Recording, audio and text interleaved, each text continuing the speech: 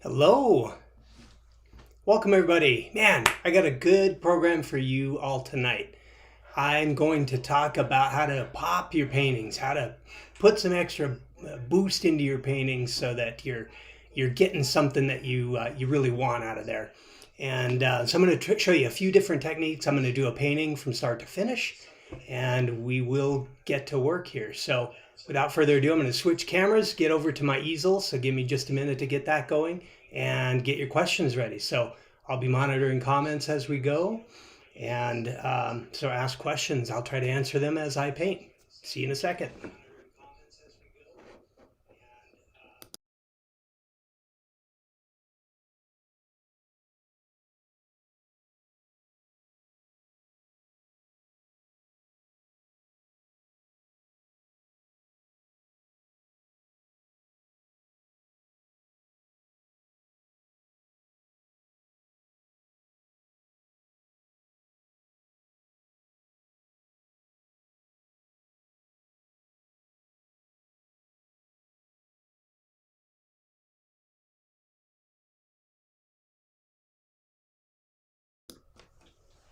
There we go. Now I should have better audio.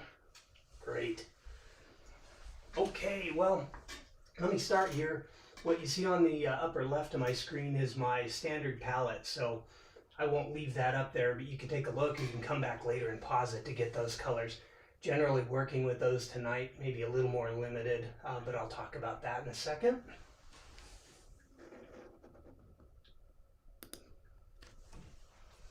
And you should see my palette now. There we go. And my canvas here, which is an ampersand primed panel, gesso primed, universal. You can paint with oil paints or acrylic on that. And my reference down in the lower left, this is a scene I painted before. I did a small painting. I don't have it any longer, but it was probably a 6x9 or a 5x7, I think. It was pretty small. So today, and I painted that years ago, but I've always liked the scene. I thought this was a good photo reference to talk about how to make your paintings pop. And I'm choosing a square format today. I think this is a 10-inch by 10-inch canvas here. It's got to be 10 by 10. Okay, so first of all, talking about making your paintings pop, it all starts with design. And I have sketched out something here you can see. And what I'm looking for here is I've got a square format.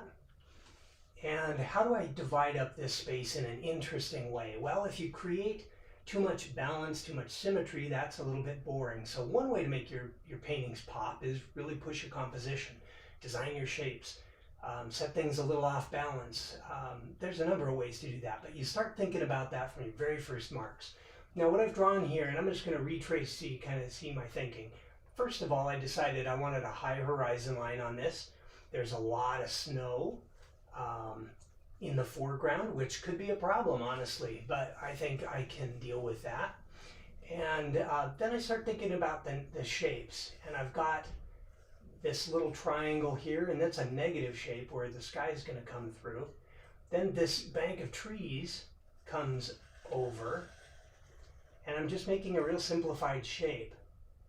And as I trace my pencil around there, I think, okay, I'd like that shape to come over and join some background hills over here.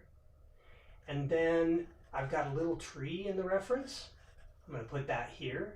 I had it here to begin with, but then I realized my distance between here and here in the edge were equidistant. Boring. So I bring this over, and then I kind of finish that. Then I think, all right, that's the outline of those forms. What does that leave me for this piece of blue sky that I'm going to have? Is that an interesting shape? And yeah, I think so. I can make that interesting. Then in the foreground, we're going to have, this snow maybe coming down a little bit more, and this tree is actually probably going to be coming down here, and these are going to be background mountains. And so you can see I'm using the reference as a starting point. It's a pretty good reference, but I could make this maybe a more exciting painting in a number of ways, and that's the That's the gist of this whole thing. Okay, would somebody throw me a comment if you can hear me okay, my audio is good before I start painting too much. If I don't hear anything, I'll assume you can't hear me. Just a quick comment if you can hear me all right. And don't forget to think about your questions.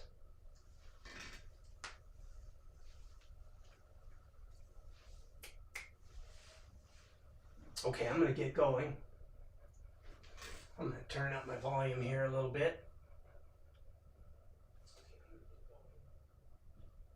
Okay, actually I can hear myself. So I'll begin. And sorry to make the reference or my camera move a little bit there. Okay, so first thing, I've got my design down. I'm going to put my pencil down. I'm just using a pencil to do that. The next thing is, about color choices here. And here in Colorado, we get a lot of blue sky days and snow on the ground. It's really pretty. And the skies can be very blue. So when I look at this reference, one thing I notice right away is the color scheme could be a complementary color scheme, blue and orange. They're on opposite sides of the color wheel, right? So that lends itself to creating some tension and is maybe a strategy I could employ in this piece. I could also probably look at pushing those blues. I've got a couple of different blue choices, more of a red blue with my ultramarine blue.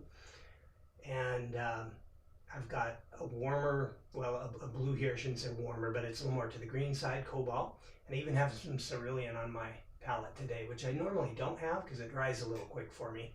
And I end up wasting paint on my palette because I don't use it very often. But I put it out there today because I think I'll punch that sky up a little bit more to the blue-green side. And the trees maybe to the red-orange side to keep that complementary relationship. So let's go ahead and get started.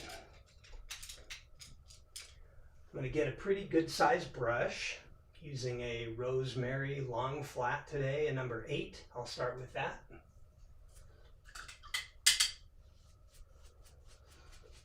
And so let's talk about color.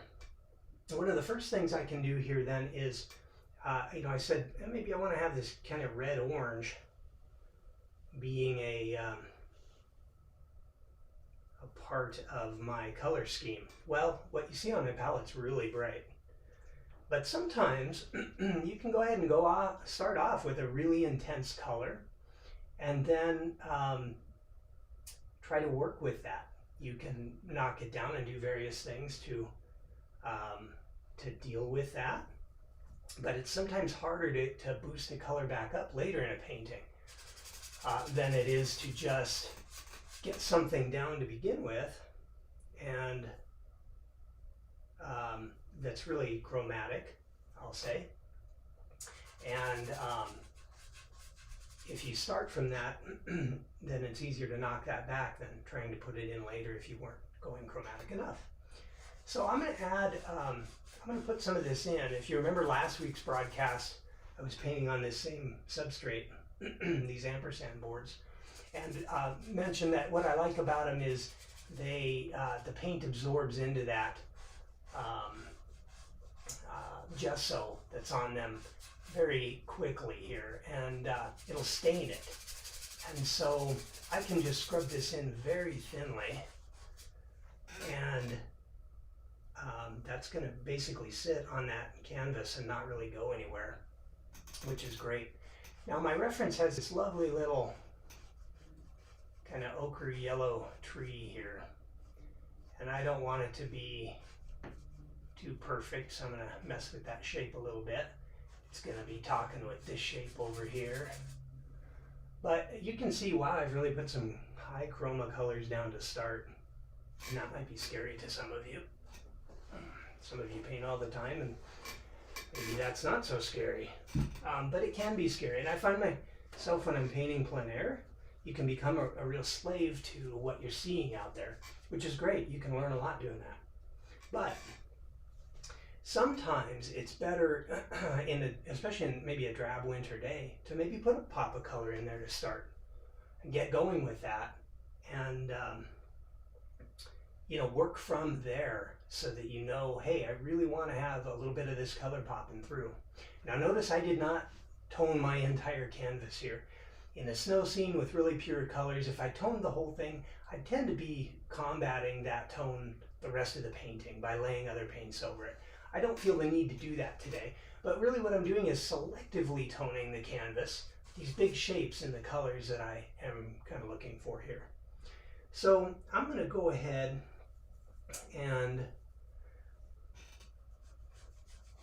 put in some darker colors toward the base of these trees. And I'm really interested primarily now with just this big shape. You know, there's I don't know, dozen trees in that scene or something, right? A lot of them. I'm not trying to draw those and copy those right now. Just get this shape going. And I don't want it to look like a mushroom, so I'm going to just be general with the big shape to begin with, but then I'll probably carve into that a bit with my, as I paint my sky in there. Now watch this, this is really cool. This, if you paint on oil primed linen panels and you try this, you get a very different effect. You can even wipe away a lot of paint, but watch when I try to scrape this paint off of the panel, you can't even tell that anything's coming off. A little bit's coming off on that blade there, but you can't even tell on the camera, I'm certain of it.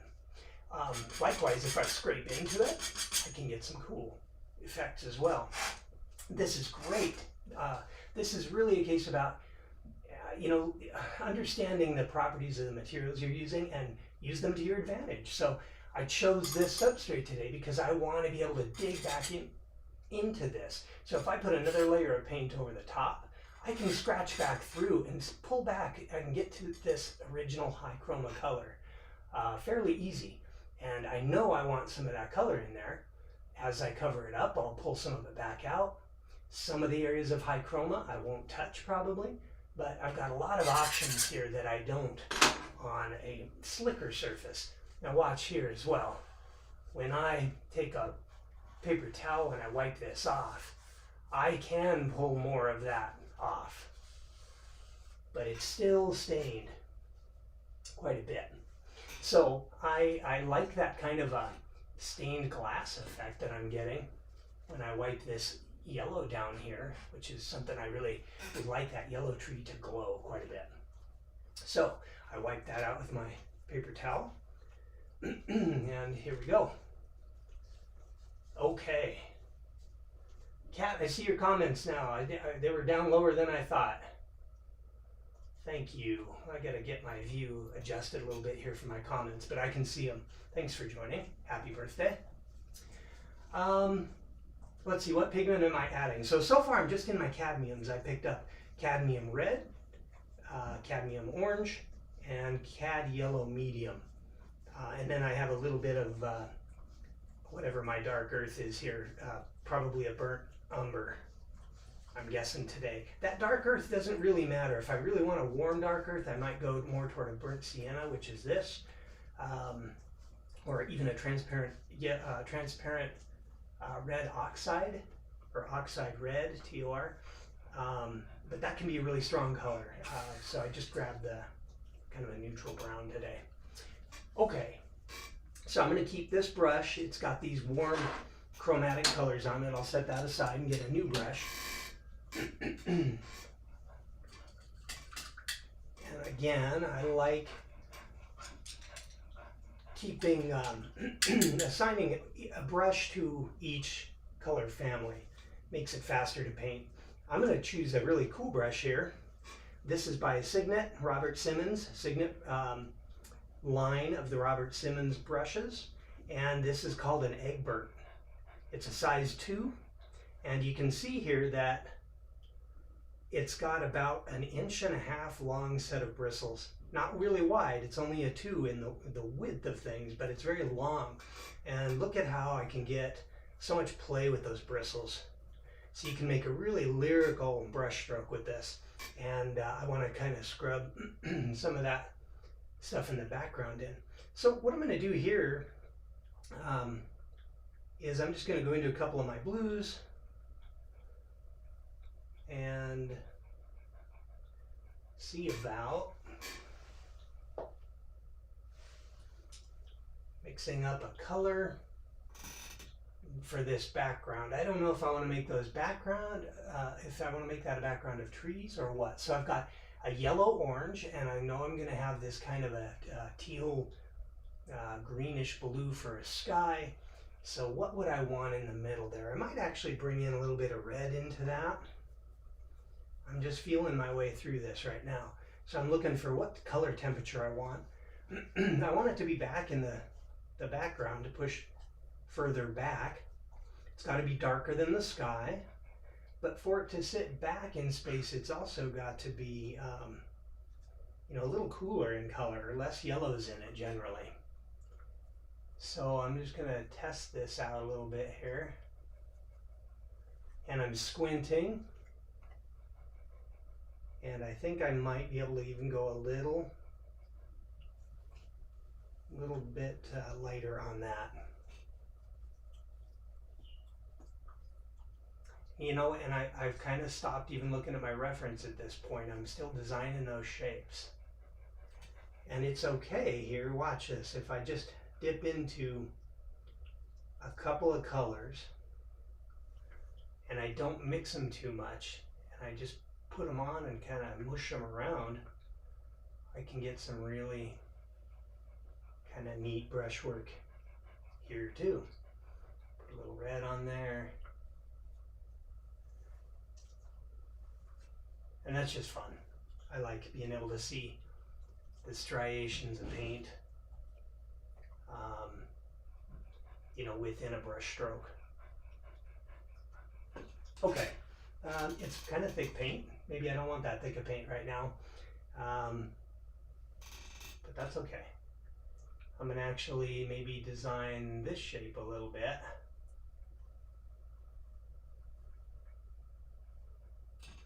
I don't know. I can come back and do anything I want with that. That's the beauty of it. Maybe I'll put just a little bit of that over here too.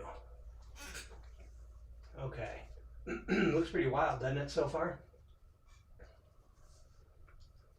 But it might not even be right. I won't know till I really get all the different kinds of the colors there down to see what's going on. Okay, let me get another brush, and we're gonna rough in that sky.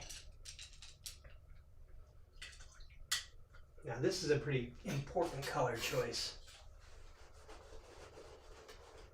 I want to dial this in something interesting and realistic at the same time.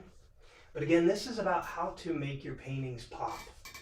So I think I'm off to a pretty good start if that's my goal. I'm going to take my titanium white. My medium is Galkyd gel tonight. I just want this stuff to, it helps make the paint move around a little more fluidly for me, but it'll also make the painting dry quickly. And I chose oils because I needed something that allowed me more time to paint without it drying so quick, but oddly enough, the faster I paint, or the more I paint, the more I want the paint to dry quicker. Not acrylic quick though, that's for sure. So this cerulean I have here is kind of a boring blue. I'm not really liking it. So I'm going to go into my my cobalt blue and mixing up a pretty good pile. I got a little bit of real estate to cover. The value of it is going to be lighter. It's lighter than the trees. I'm squinting down. It's much darker than that snow. So I'm trying to find that. Now I wanted to go on the green side of it, so I'm going to choose a yellow. I've got two yellows on my palette. One is cooler, it's more green, and the other one, so the cadmium yellow light has more of a green tint to it, and the cad yellow medium leans more toward the orange side. So I'm going to go with the more green version and mix it in here. And wow, that really punched it up. And I don't know if that's too green, too light, too dark. So let's see.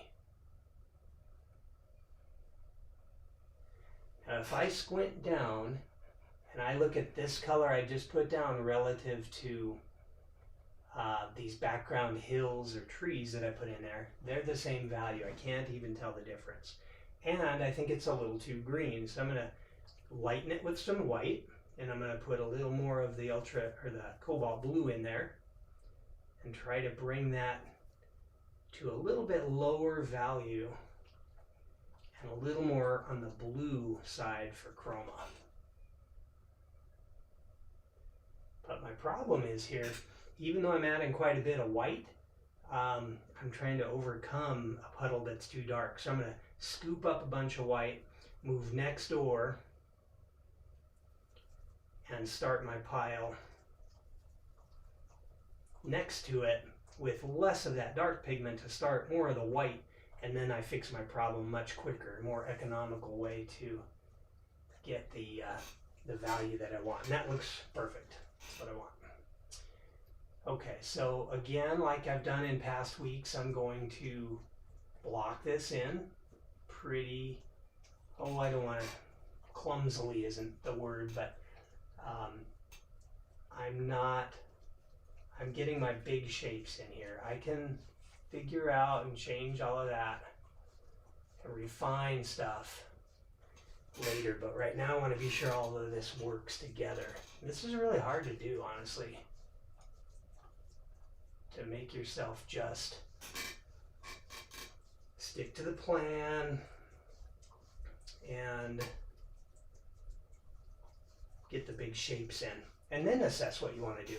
Now, I'm going up, so I kind of painted a band. It's light enough so there's contrast between that and the objects on the ground in the distance. Now I've added a little more cobalt blue, and I'm going to go up further, and I'm getting darker and more on the blue side. Great. I'm not trying to really blend much. I did one stroke to blend through there. Just getting paint on this canvas.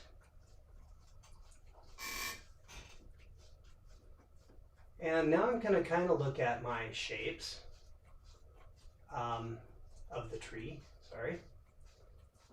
and I want this to be interesting. So I've got some concave and some convex, some areas that go in, etc. So I'm starting to define the profile of that tree there.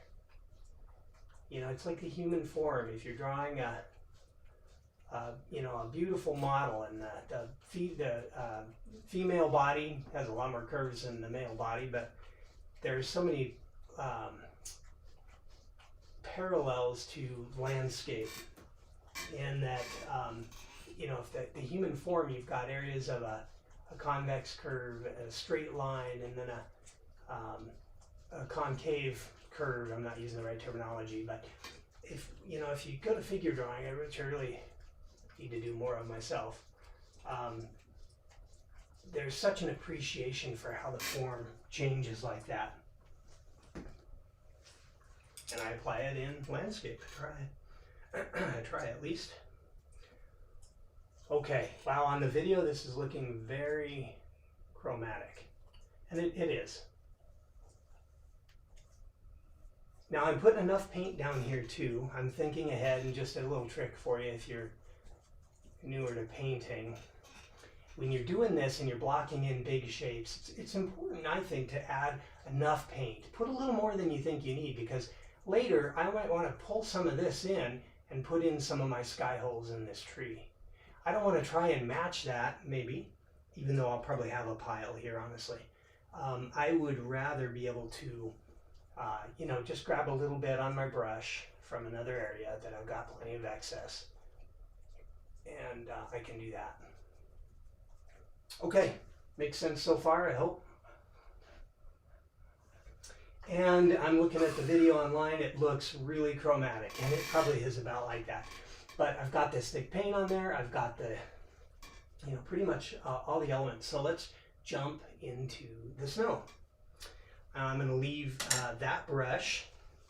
I have 3 brushes now. I've got one for the trees, one for this kind of darker hillside, and one for the sky. So let's talk about the one for the snow. And I really kind of want a bigger brush, but I don't have one at hand here. I've got a couple of options here. One is a hog's hair, and it's a little stiffer bristle, and I don't think I want those marks. So I'm going to go with this, this one, which is a synthetic, and it is by Princeton. It's their Catalyst line, and it's a poly-tip bristle. This is a number 6 flat. And let's mix up. So I'm going to get rid of this little bit of blue here. And I'm going to mix a big old pile of white. Now white is one of those pigments, along with the cadmiums, that takes longer than other paints to dry. So I will add a little more medium into that to help speed up that process. Now I don't want to go pure white with the snow. I would save that for some highlights. So what color snow do I want to have?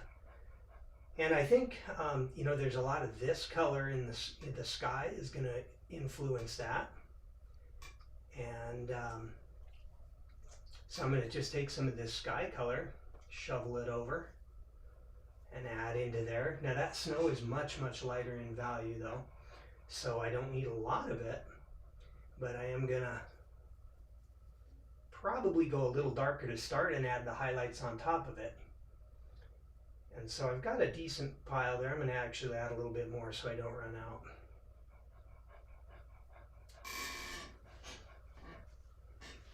And my dog Hershey is sacked out on the chair by me, and he is panting hard, so apologize for good old Hershey, my painting buddy. If you can hear that, hopefully not. Okay, that's pretty blue. That's kind of just like the sky. Go a little whiter with that.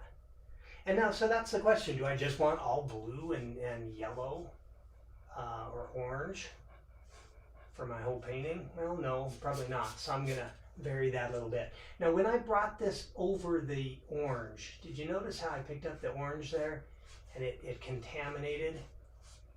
Last week I got the comment or a question about, you know, how do you decide what colors to paint first?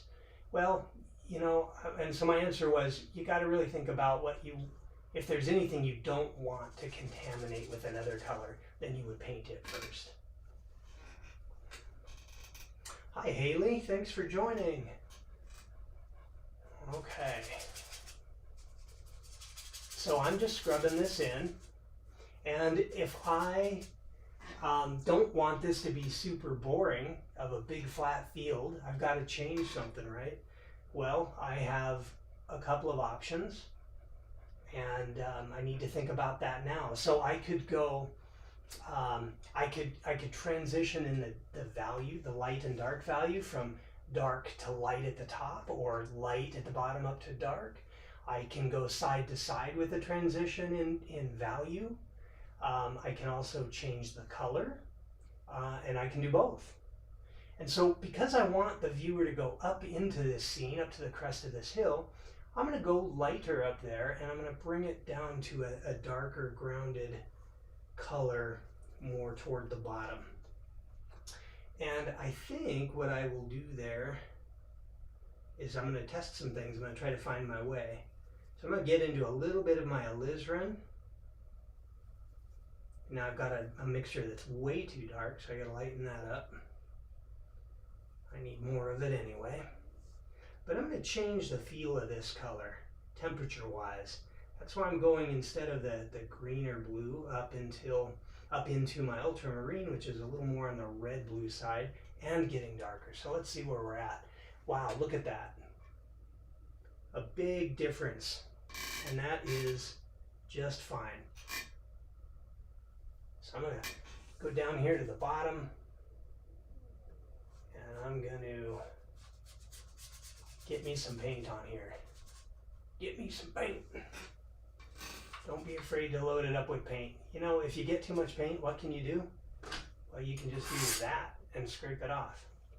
And if you didn't clean the blade off and you got yellow or orange in your blue, then you can try to scrape that off or even wipe it off. Don't be afraid of this stuff, folks. It's a hard thing to get used to, not being nervous about the medium and it's being so permanent. And for a long time, I think that held me back in my growth was I didn't want to make a mistake. But the reality is it's all fixable. And after all, it's just painting. We're not, well, we might be saving the world. I don't know. Hopefully we're saving the world with painting. That would be great, wouldn't it? But you get the point. We can't take it too seriously. And if all that, heck, you know, I'm doing this in front of you live, and I have no guarantee this painting's even going to work. So there you go. If I can do it, so can you. Okay, anyway, off the philosophy. All I'm doing now is just adjusting the temperature of this as I'm moving into the foreground. I'm actually going to adjust it from side to side too. I have a lot going on there. And it's generally dark, so, which is okay, but I need to, remember I want to bring the eye up, and as I do that, I'm getting more into that greenish blue. But I'm going to punch that up, I'm going to make it lighter, I'm going to add a little more yellow to it even, I think. And that doesn't seem to really even stand out, so maybe in this case I'm going to wipe off a little of that excess paint. And sometimes you just get a cool effect when you wipe it off too. You know, I could do that. Look at that. Wow. That's pretty cool, I like that. But anyway, I wiped it back. Now I can come in with a little more yellow and white. And, you know, maybe even, yeah, I'll warm it up with a little bit of red in there. And just create a lighter tone toward the top here. And then I'm trying to just integrate all that in here. So I'm going to look at my reference for some cues here. What does this snow look like? My brush strokes, I don't really want to go up and down. This is a hill this way, so I'm going to kind of have my brush strokes going in that direction. I'm going to change my paint mixture from every few strokes here, give a little bit of a unique feel to this. And I might even come over on one side over here and maybe even start to add some more of those sky tones in there. Without hitting my microphone, sorry about that if that was loud. But I'm just looking for interesting, fun stuff. I'm just having fun with it. I'm not too worried about it. I can refine all of this later. But right now, even though it looks pretty rough, I've got a number of colors on there that are working for me. It's a simple scene. I can look at the structure of it and see a really very bold statement, maybe more than I even want. I've got to decide on that. And I've got everything covered. Well, trees don't generally look like that, so I got to do some work there. And I think what I might do real quick is take a softer brush here and smooth out some of these brush strokes. Actually, I'm going to start with my palette knife and just see what I get there if I... Yeah, I don't like that for the sky. Maybe I will for the... Ooh, that's a cool edge. So if I bring my palette knife into my darker color and bring it down into that snow a little bit, look at that. I can really get some cool edge effects there. Really like that. So play, have fun, try different things. I wouldn't have found that otherwise. If you always go to the same solution, you'll always get the same result. Okay, sometimes you're surprised and other times you're like, oh my gosh, I shouldn't have done that.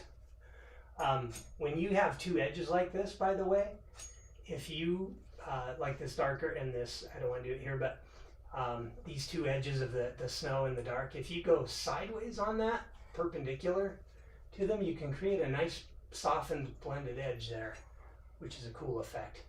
I'll try and do it on the the background there. You can see how that softened all that, and it makes that look like whatever that bank of trees or whatever that is, it makes it look like it is way, way far away now. Just a nice smooth little thing.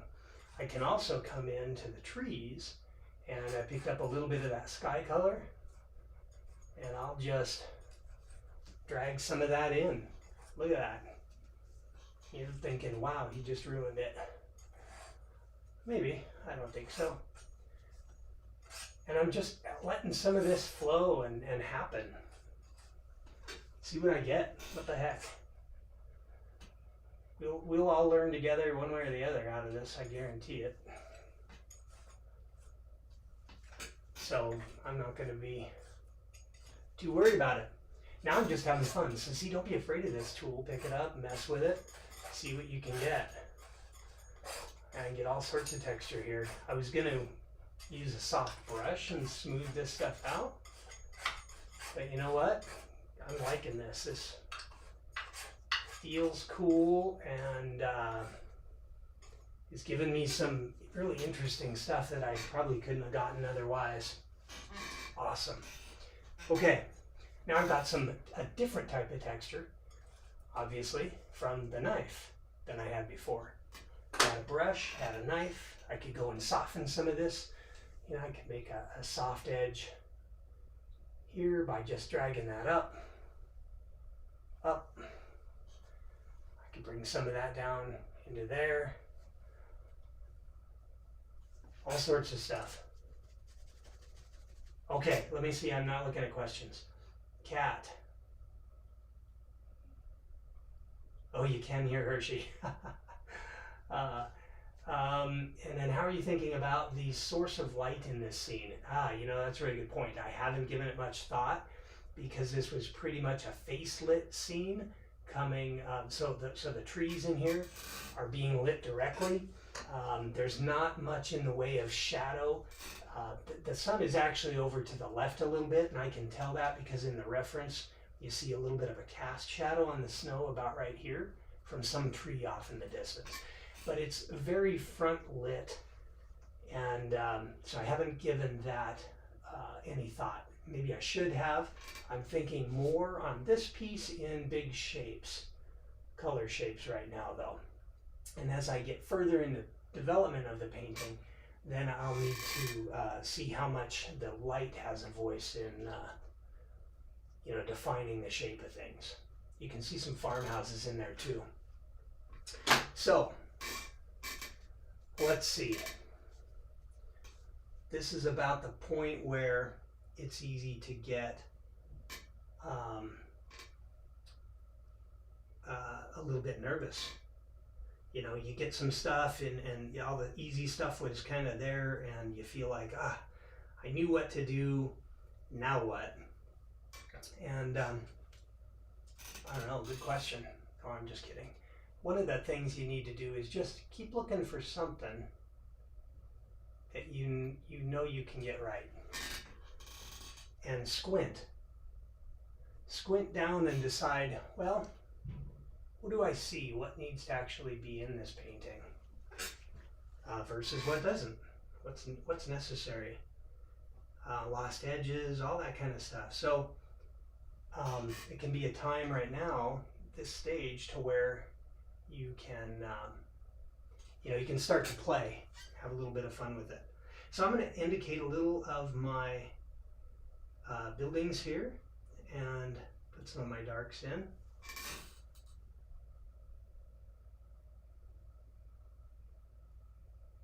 And you know what, if I have to go over these a few times to get them, that's okay. It's just going to add to the raggedness maybe of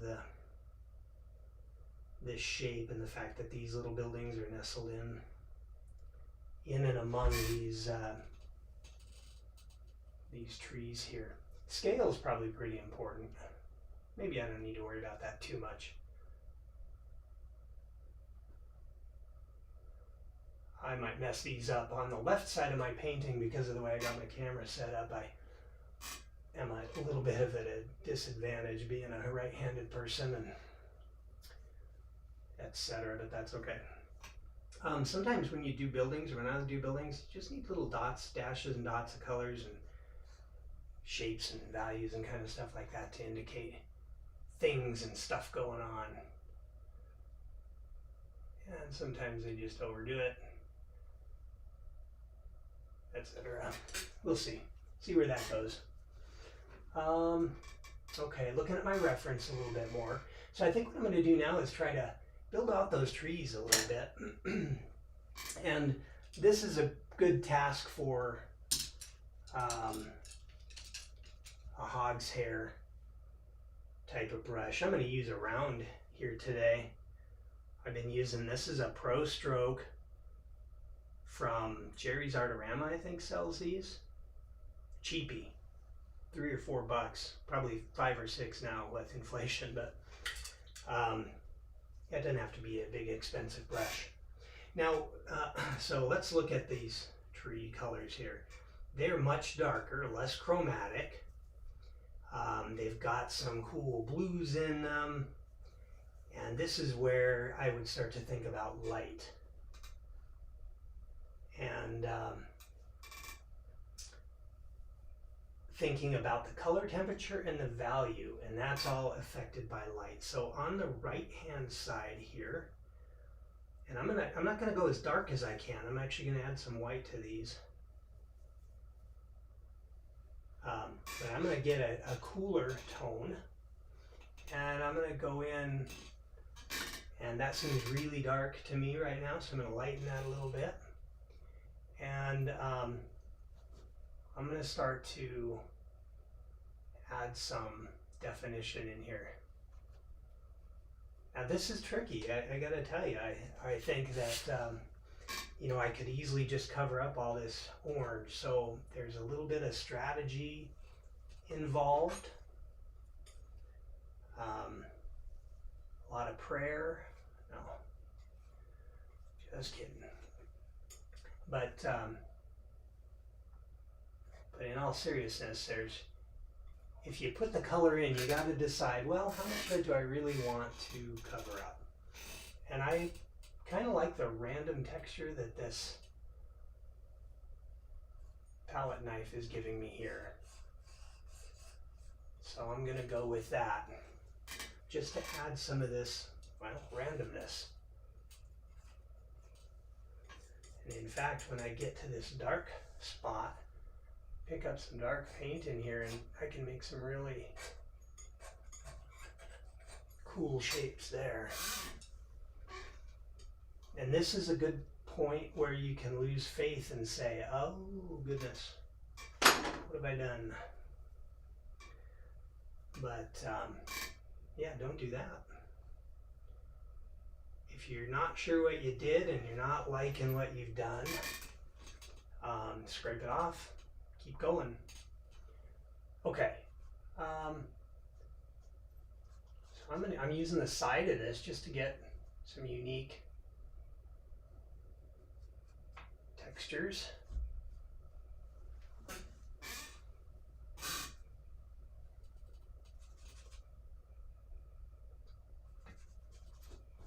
And I'm going to test something real quick here. I'm going to test to see, now that I've put this down, how scrapable is it? Well, you can see I can get back to a lot of that color. It's not as clean, but I'm still able to get back down to that color, which is an important thing for me. I'm softening these edges. I'm just doing a lot with the palette knife today, and I wasn't even really planning on that, but I'm liking what it's doing, so I'm going to go with it. And I'm just scraping up. You can see here I've got some colors on my palette, and I am just going for it.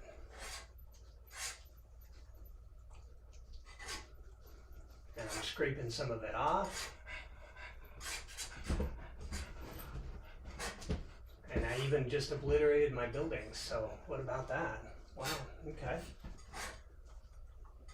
That's okay. And then in the background here, I can really scrape that sky back down to where it's just at the horizon. Here's my dog again. Should let him out. Next week I'll have him banned to the hall. anyway, so I scraped down that sky and have it, you know, I was able to lighten it a little bit there. Now, honestly, this looks pretty horrible. I'm not gonna lie. I'm kind of questioning having that, you know, having those dark or the high chromatic trees in there. It seems like it's a little bit too much to overcome. So I'm gonna knock some of that back, get my shape to where I like it again. And you know, I'm just going back to a dark shape here. And I'm gonna switch my brush, I think maybe to a filbert. And I'm gonna go into my yellow ochre, maybe a little bit of blue here. I don't really want to make this green.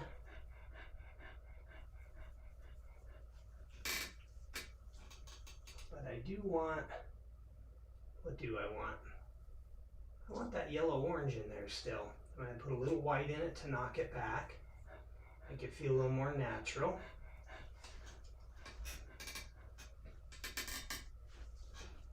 And I'm going to just start to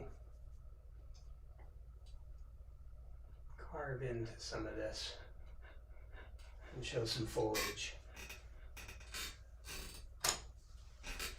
I'm going to take a break for 1 second.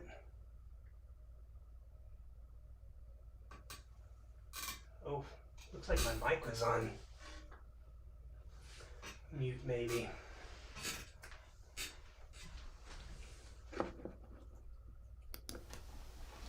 Well, that might help.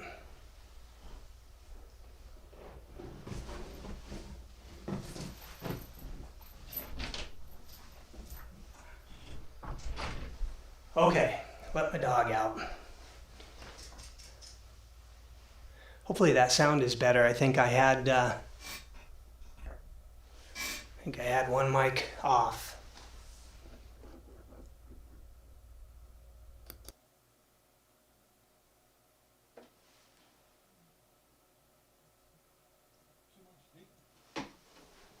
Okay. There, now I think I got it figured out. Every week I learn something about this. It is fun though.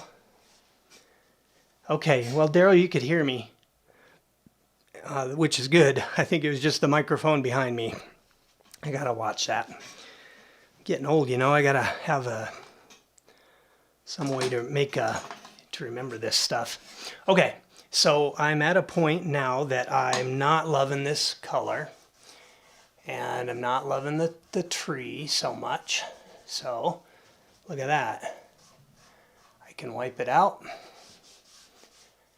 And just get some of that stuff I don't like off the top. And now I've got kind of a clean slate again. So let's go back into it. Well, what didn't I like about that? You know, I think those fall colors are just kind of blah. I'm going to punch those up with a little more reds and yellows, my cadmiums here. And yeah, see if I like this any better. Isn't that crazy?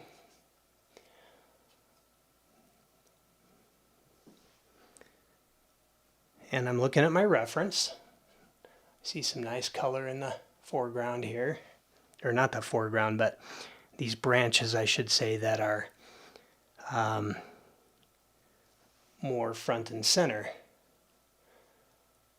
And so I'm putting in some of that chroma. And I'm changing that color as I move around the tree too, because that will indicate visually that it's a different part of the tree, etc.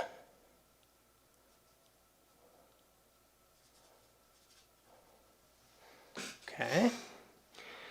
And then as I'm moving to the right, I'm getting into the reds, and I'm actually going to go into my alizarin permanent a little bit and start to show some of that.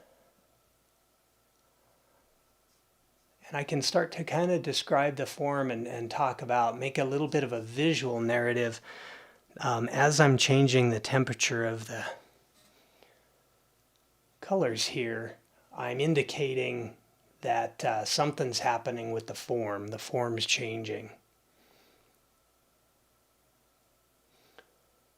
So again, like the human figure, you've got these little ins and outs, undulations, and the form changes. And if you just follow that line and tell a story, it can be really visually exciting. And actually, we're very comfortable and familiar with the human body. So if you see some of that in the landscape, there's a familiarity that your viewer may not even really understand, but they'll have it. Kind of weird, huh? This is like a revelation to me. You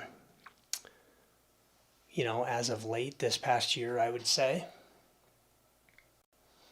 which is really cool. As I've been going to figure drawing, trying to go every week. Not too successful at that.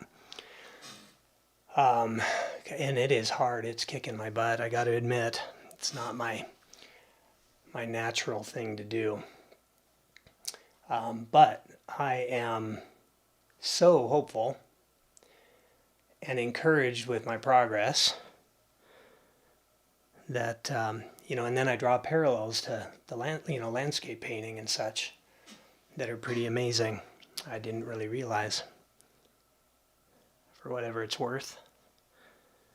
Well, how is everybody? Happy New Year. Did I already say that, or did I forget that already? My gosh. Told you I'm getting old. Hopefully everybody had a good New Year. Can't believe time is flying like it is in general. So I've gone into my blues. You see me move from really warm colors on the right to my palette all the way over to the left. Now I'm turning that form, and I'm not just going with, I mean, look at my reference. It's browns. It's burnt orange and kind of, you know, pretty boring. So these trees back here are definitely around the side and cooler, but I'm pumping that chroma up to make the painting pop. I'm more on the blue side. I'm pushing that difference there.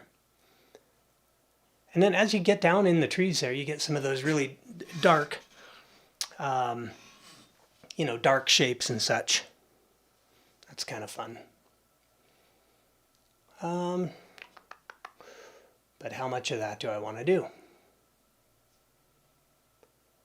Little curves, and you know, you can think about, all right, I make this brush stroke come over here, and it curves down and I pick it up over here. Just little things like that. The reference isn't going to tell you to do that. But, you know, sometimes you can just feel that, and it adds a rhythm and a flow to the painting that, you know, a lyrical feeling to it. Okay, now I'm going to go a little bit lighter. I'm going to start to show this edge of the tree turning over along the top. And what happens there, whether you can really see it or not, is it starts to get lighter and cooler. And I'm going to go with kind of a violet here.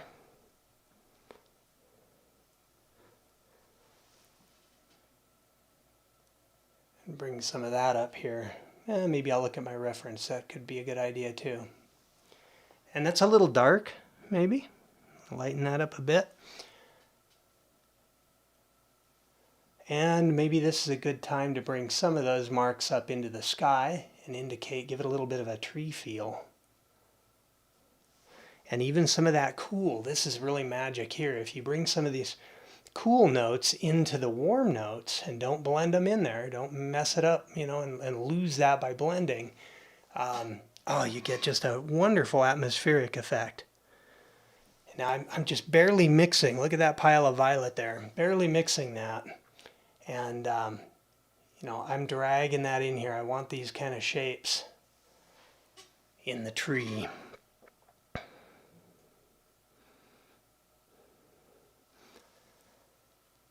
And where they're catching a little bit more of that,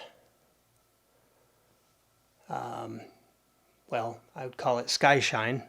I picked that up somewhere along the way. And I'm actually going to dip right now into my sky a little bit there and pick up that little piece of paint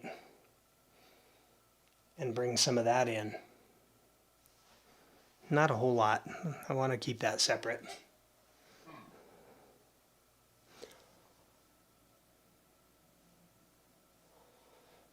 And, you know, this can happen in other areas as well.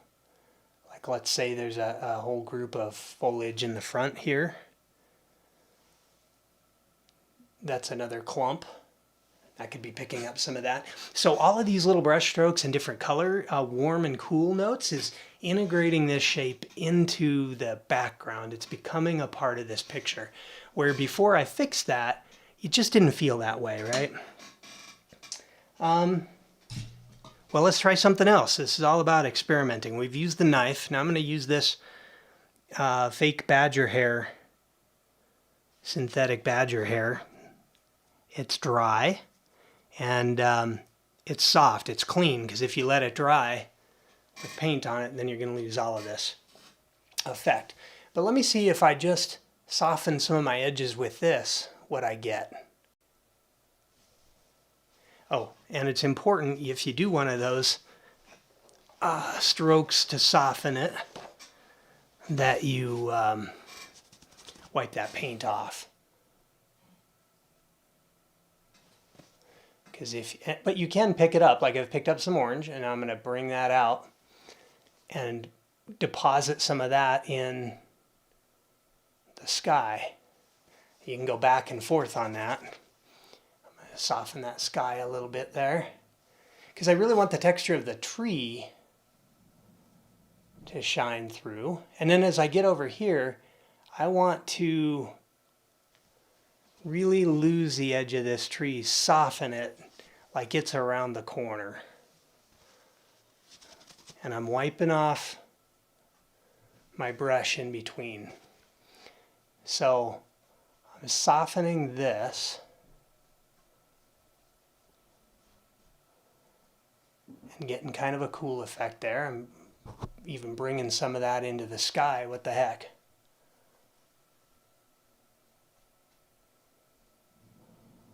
And then in the darks here, I'm going to soften that as well, because I don't want those, I want those darks to recede. I don't want the edges of the brush mark the ridges that creates to pick up light, which would give the indication that these darks are actually lighter in value because they're reflecting the light. Okay, so I've got a mix of my brushwork that you could see before, thick. I've got texture from my palette knife, and then I've softened some of these edges in between. And so I really have a lot of variety in there, not only in color, but in all of those things.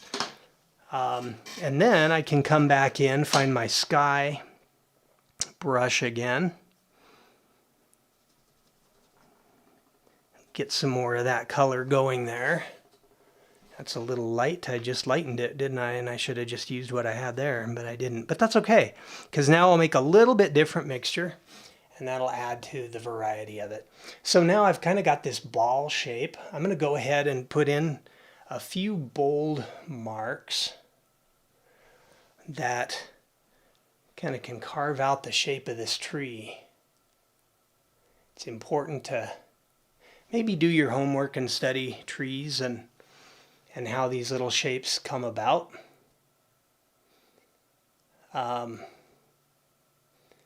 In reality, rather than just making this up. But some of these well placed, and you don't want to do too many of them, but a few of them really well placed can make a huge difference in just how fun and believable the shape is. And actually, sometimes if they're just really bold and left without a bunch of noodling, it can really be visually exciting, I think, to see some of that. Because the negative space of, so when I talk about negative space, the tree is a positive shape. It's something we identify with. But the shape of the tree carves out a shape in the sky. That's the sky becomes kind of that negative shape. Well, when you paint your sky holes back in, that negative shape of the sky, because it's that color, almost becomes a positive shape again. And I really like that juxtaposition when I look at a painting to see those things. The positive shapes, all of a sudden the negative shape is all of a sudden a positive shape. They all are integrated. One's one's on top of the other one, and then all of a sudden it's behind it. Wow, that's, really pretty cool, I think. In this case, I've got very soft edges, and then I've got some really bold strokes of the sky holes there. Can you tell I'm getting excited? Okay. Bring a little bit of that in. I think we've got we definitely have some trunks there. And just by putting a little bit of indication in around some of these things, got a hold of that. By putting in some of these indications, then all of a sudden you think, oh, okay, I see, it's a bank of trees. Not perfect. And these painting demonstrations aren't going to be perfect. Most of the time, like last week's demo, really came out well during the demo, but I spent about another 35 minutes on it the next day with fresh eyes. And when I didn't, I could face it square on and see the whole thing, which I'm kind of off to the right of the subject so I can film. And then, I refined shapes. So I'll put a short YouTube video together this week showing where I ended last week's demo, and then the final painting. And I'll do a little bit of a illustration of, okay, I started here, here's what I was thinking, and I took it to this level. I didn't change anything. In fact, at a distance, you might think it's the exact same painting. But up close, there's some pretty substantial changes, but they're small. They're just well thought out, which is the key. You know who is great at that? John Singer Sargent. Everybody probably already knows. But if you don't, check him out.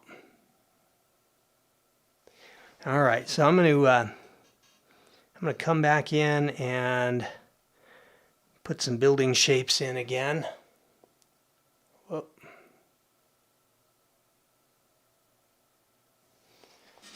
See what we get here.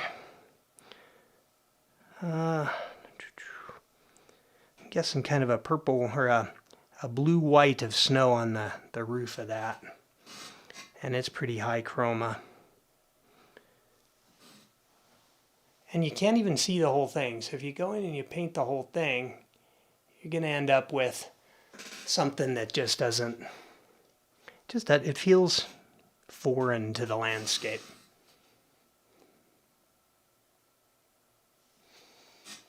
And this might too. So this would definitely be an area when I can see better. I don't have the glare and I'm straight on. I will shore up these shapes. Because you know what? It's just about making art.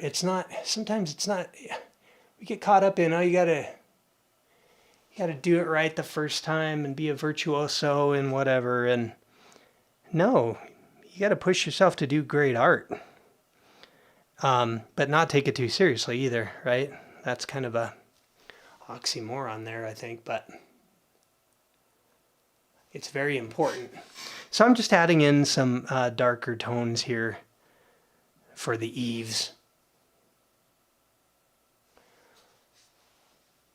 And I don't know that even really looks like anything.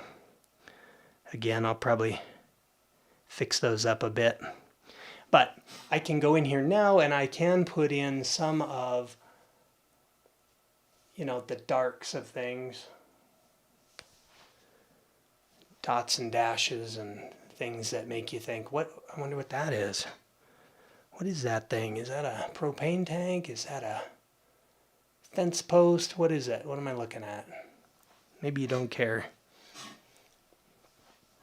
But a lot of times I'll see paintings, if I'm just enjoying art, and they seem to stop short of having some punch. And again, so how to make your paintings pop. A lot of times you get to the end of it and you'll notice it's all in the same value range, right toward the middle. And what you need are a few well-placed darks. So remember that.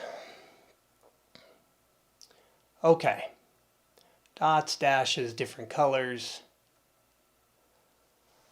Stuff like that. Now I'm going to soften some of those because they are dark and I don't want them, jumping out. This is really tough to do at an angle. Sorry. Well, I hope you guys are having fun with this. Hey, this is 2 weeks in a row, so I'm thrilled about that. Hey, Kat. Yeah, all of a sudden it is starting to read as trees. And that sky shine, Daryl, it's magic, but it is a balance of, you can easily overdo it. And that's okay. Just go back and work it again. That's okay. No rule against it. I'm going to put a little bit more of that here, in fact. Okay, so I like that shape. It's fun to look at. It's got a lot of interest in color. There's mystery to it. That's what it's about. Yay. Okay. I've got this little tree over to the right. My reference that I'm looking at is really small, like literally an inch square, because I'm just watching what you guys are seeing on my screen, and it's even smaller. I think what I'll do in this case, get a clean brush, and I need to knock that color down, but I really do like the orange there. So I'm going to knock it down. I'm going to stay in my yellow-brown family here, but I'm going more to my earth tone neutral and ochre. And I can kind of see where I started over here, very yellow. And I'm going to try to not mess this up. Our sun is coming from upper left, and I see basically a cooling down of that shape and a darkening.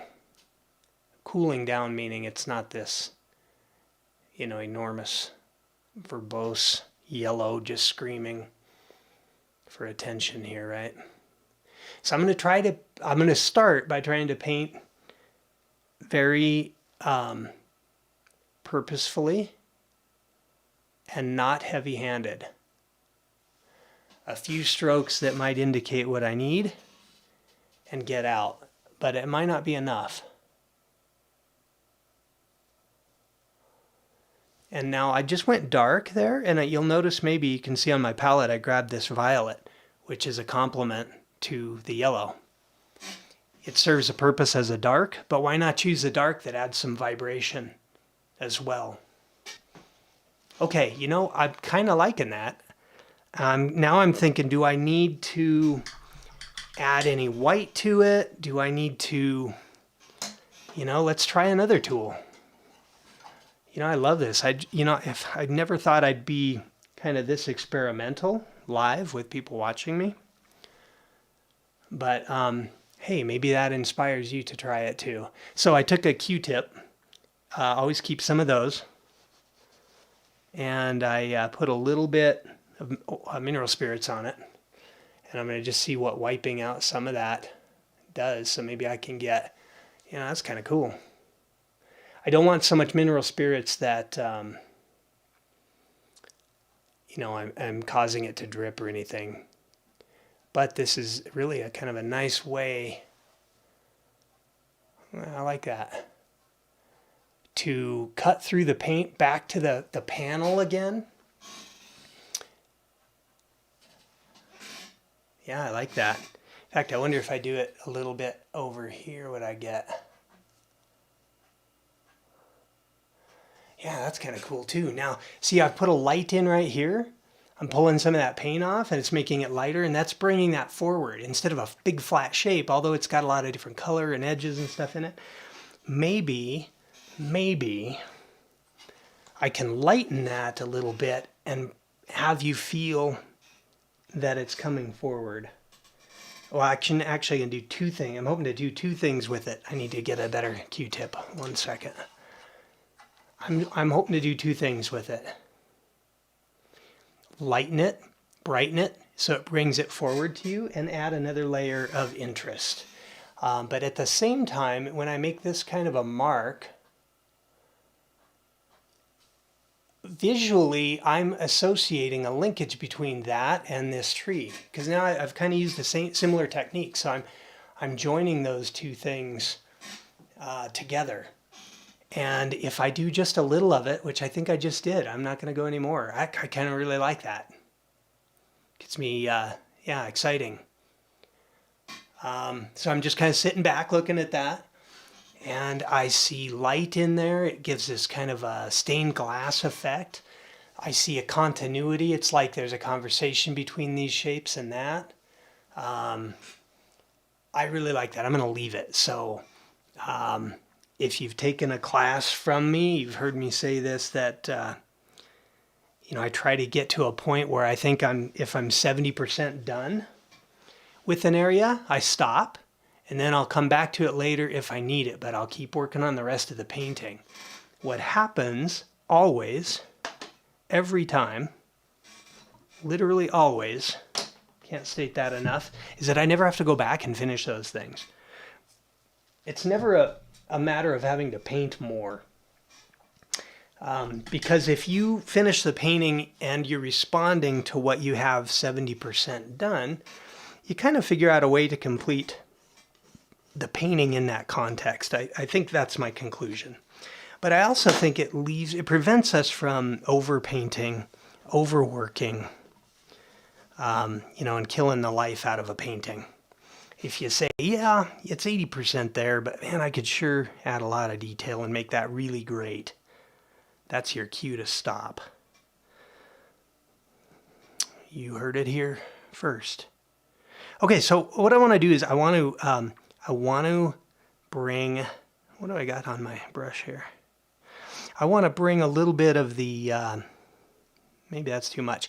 I've got a lot of cools in the snow. And so I need to have the bright sunlight come across. I have a really, juicy pile, maybe a little too saucy actually, to drag it.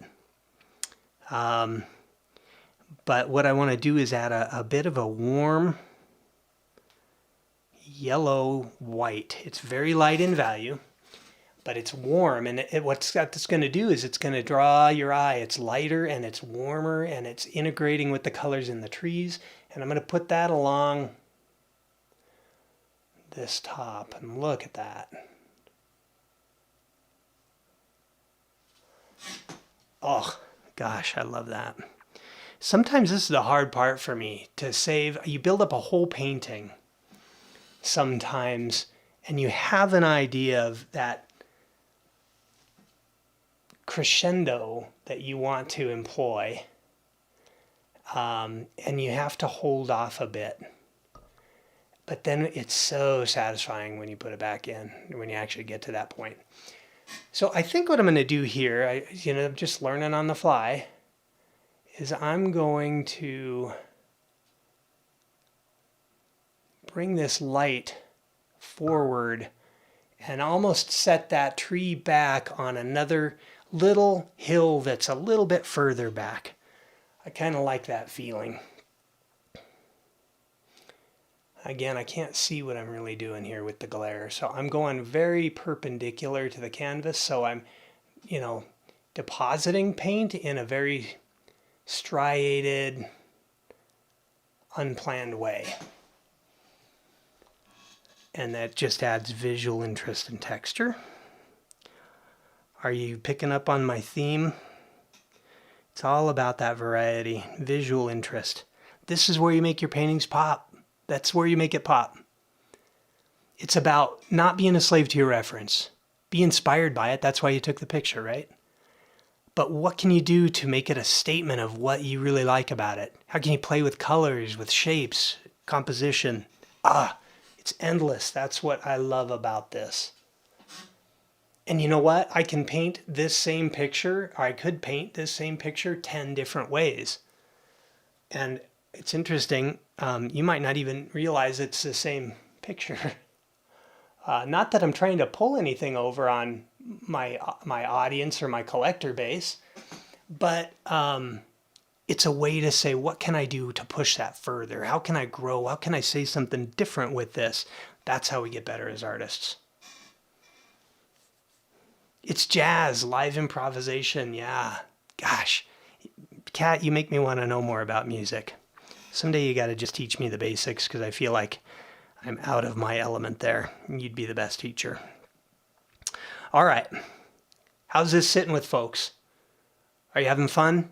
Have you liked my channel yet? Because I want you guys to like my channel. I'm going to try to do this every Tuesday, but I do have a life. I have family and engagements and all that fun stuff that all of you do. So you know the drill. Okay, as I'm going down, so like my channel, subscribe, and look for these at this time every Tuesday. If you can join, great. It'll always be on a replay afterward. You can watch it later too. So, and if you didn't get a question answered, message me, because I'm available. All right, as I'm moving down the hill, I'm adding some red to my white mixture. Same mixture, but I'm changing it as I go down. I'm going to put a little bit of it in here. I want this to show that we're moving down the hill. There's time and space between me and this tree. And you can see in the reference there's actually some footprints and stuff in there, right? And I'm just really doing that improv right now. So did you see that? I just did a few lyrical brush strokes. Might not be the best of decision. I don't know. But watch. Yeah. Shouldn't do too much of that. I wanted to add a little more red to it. Okay, so what I'm thinking is compositionally again. I've got this strong arc here, another strong arc here. Brush strokes leading in all fascinating directions, and then this light's kind of bringing me down. I feel it's kind of a circular pull back around here. It's like it goes off your canvas and comes back in. Another way to make your painting pop visually. See, I haven't told the whole story by having this whole arc on my canvas. I've taken it off, like I took the tree off too. I think that adds a little imbalance and excitement to the scene. Okay, so I'm gonna put that brush down. I now have about 8 brushes sitting here, which is good. It's good, all good. Okay, I'm gonna take this brush that I used for, what was it, that background shape, whatever that is, and I'm gonna go, it's a little dirty. I'm going to go in a little bit darker, and I'm going to add some shadow in here to kind of reinforce that the light shapes. So what I'm trying to do on my palette is find the pool of color closest to where I want to go. We'll try that. It needs to be a little bit darker, and yeah, just a little bit darker, and it's blue. So if the light's coming over here and I've got these highlights coming in here, this may not work, by the way. I'm thinking right now if I should really even try it. Let's just do it for the sake of learning. I'm going to come along the edge of this just lyrical little brush stroke I put in without a lot of thought other than the motion and the movement of it. And I should guess I'm going to test over here. Yep, I've got the right value because I'm going to get one shot at this, I think. In fact, I'm going to use both hands. We're getting serious.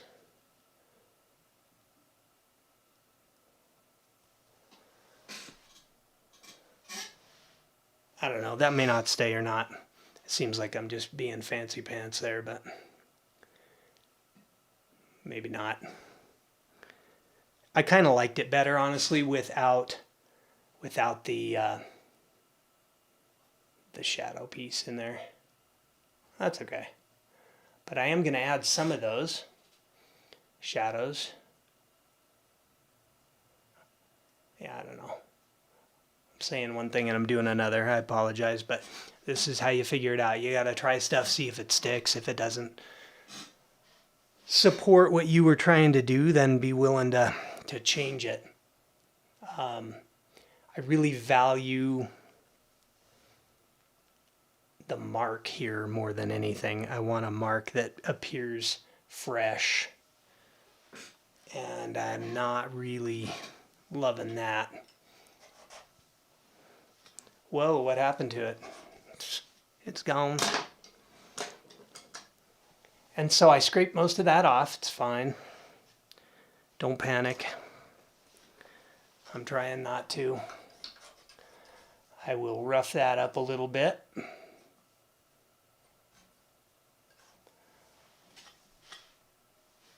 And I'm going to come back in and I'm going to try those again with the highlight.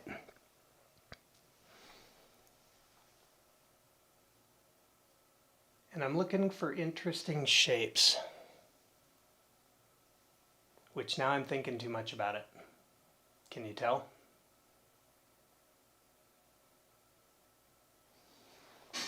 All right. I like that because when I look at a painting by Sargent, for example, and you just see that one brush stroke you know was one and done, it amazes me. Maybe that has more power on us artists because we know how tough that is to do. I don't know.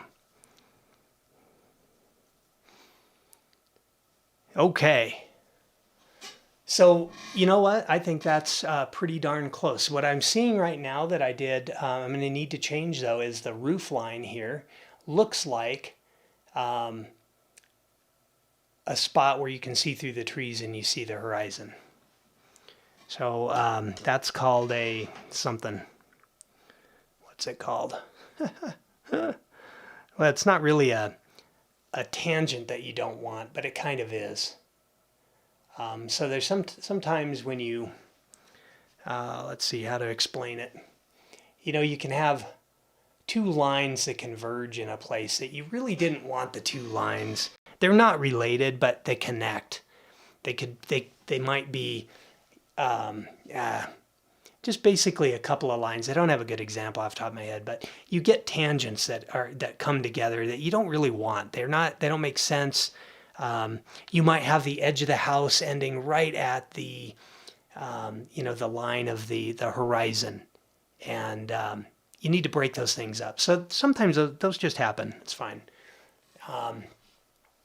And I saw a little bit of that here with that roof line there. Now, it doesn't mean that it's not a good idea to maybe put some of those, some of that sky into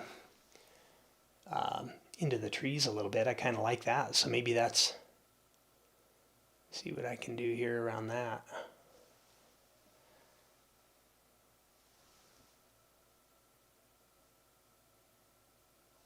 Now I've got, I'm trying to scoop up my paint, so I've got a little bead of it on the end of my brush. And then plopping it in there. Because I don't want to pick up the color underneath. So you have to have a good bead of paint on there that you can just drop and deposit on there. I can't really see this side, but I'm going to try to put a couple of those sky hole things over here too.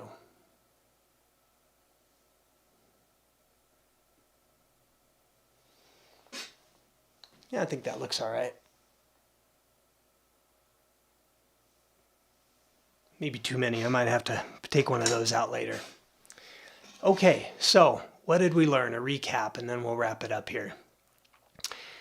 The ampersand board, when it's primed like this, you can put paint down on there and it stays. This is the original paint. I never covered that up right there.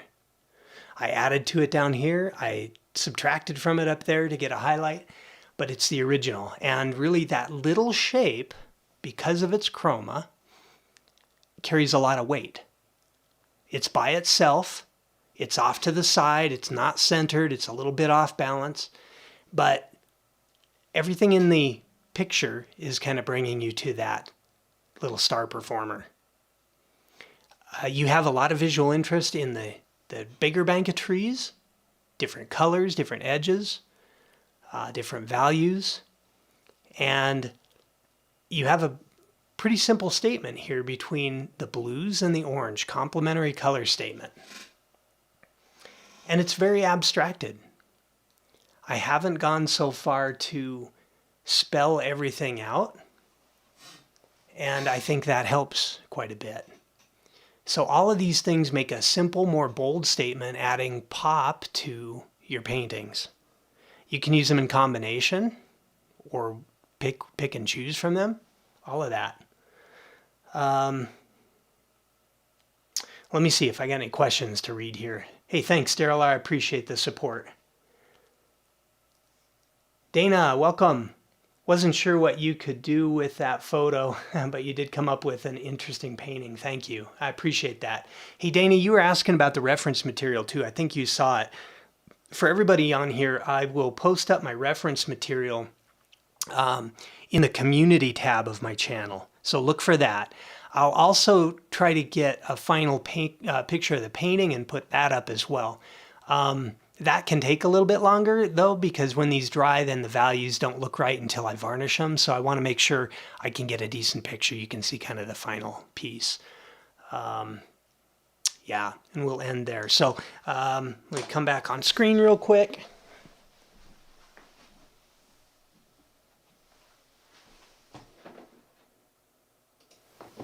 Okay, get my microphone set. All right, you should be able to hear me. So look for those references out there. Coming up this week, I'll put last week's painting out. I'll take a picture of that, and I'll do a quick little video just showing where I ended with the demonstration last week, and the extra 25, I think maybe 35 minutes probably that I put into it to refine shapes. And so I'll talk through that. It'll be a short video, but I think it's important if you really want to see the full process to go back and watch that. And man, I love having you guys here. This is fun. It makes me paint too. So at the end of the year, I might have 52 paintings I can put up for sale. So it's good practice for me. I recommend you guys, paint. That's the way to learn. I know it's hard to get out there and make time in life, and I've had a long day today, in fact, but since I've made this commitment, I made it happen, and I'm really glad that I did. So I guess that's life, huh? Thanks for joining me, and I wish you the best. Leave me questions, comments, likes, subscribe. All of that helps my channel.